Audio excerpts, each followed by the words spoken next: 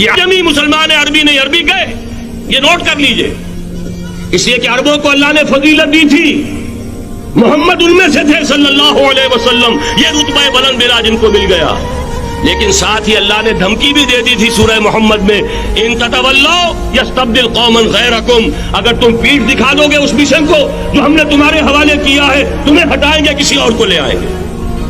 اور یہ بات ہو چکی ہے 13ویں صدی عیسوی میں، 1258 میں جب سقوط بغداد ہوا ہے، عربوں کے ہاتھ سے عالم اسلام کی قیادت چھین لی گئی، معذور کر دیا۔ اس کے بعد قیادت کن کے ہاتھوں میں آئی؟ ترکوں کے ہاتھ، ترکان تیموری ہندوستان میں، ترکان صفوی ایران میں، ترکان سلجوقی مڈل ایسٹ میں، اور ترکان عثمانی کا تو کہنا ہی کیا ہے، وہ ایشیا مائنر سے چل کر آپ کو معلوم ہے کہ مشرقی یورپ کا کتنا بڑا علاقہ، دی گریٹ آٹومان امپائر اس صدی کے آغاز تک قائم تھی۔ اس صدی میں عجیب عجیب معجزے ہوئے ہیں۔ گریٹ آٹومان امپائر جو 3 بر اعظموں پر محیط، نام و نشان ختم۔ دی گریٹ USSR، نام و نشان ختم۔ اب تو روس سارے ایک ملک کی حیثیت سے رہ گئے۔ یہ اس صدی میں دو اور وقت نہیں ہے میں اور آپ کو کیا بتاؤں، اس صدی میں تو بڑے بڑے عجیب عجوبے ہوئے ہیں، بڑی بڑی 2 عظیم جنگیں ہو چکی ہیں، تیسری جو ہے سر پر کھڑی ہے، دور نہیں ہے، جس کو حدیث میں کہا گیا ہے الملحمۃ العظمیٰ،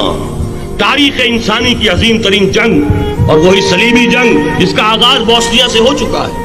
بہرحال اس وقت جو میں کہہ رہا تھا، ورنہ میرے پاس تو یعنی یہ کہ درد دل کہنے کے لیے وقت نہیں ہے، مجھے اپنی بات کو محدود کرنا پڑ رہا ہے، لیکن میں اب آ رہا ہوں اصل موضوع کی طرف، کہ ایک امکان تو یہ ہے کہ اس بلاک میں اسلام کا احیاء ہو، اور اس کے لیے کچھ نویدیں بھی موجود ہیں احادیث نبویہ میں۔ وہ تو آپ نے سنا ہوگا اقبال کا شعر، میرے عرب کو آئی ٹھنڈی ہوا جہاں سے، میرا وطن وہی ہے، میرا وطن وہی ہے۔ حدیث میں آتا ہے یخرج الناس من المشرق یؤتون للمہدی، یعنی سلطانہ، مشرق سے فوجیں نکلیں گی یہ جو کہ مہدی کی حکومت قائم کریں گی،